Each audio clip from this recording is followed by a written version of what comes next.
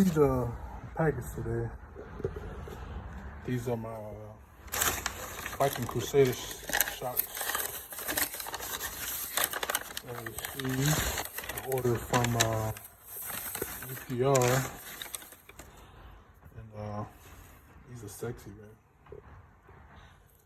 These are beautiful.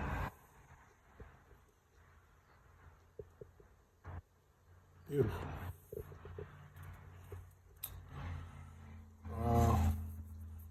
I heard a lot of great things about them.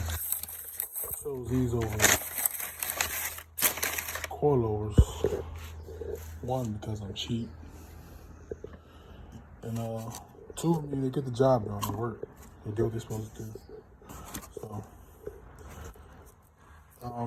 waiting on my Hellcat Demon rear cradle. So I'm gonna bolt those up to those next week.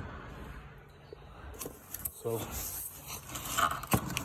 tune in for more videos of this new build.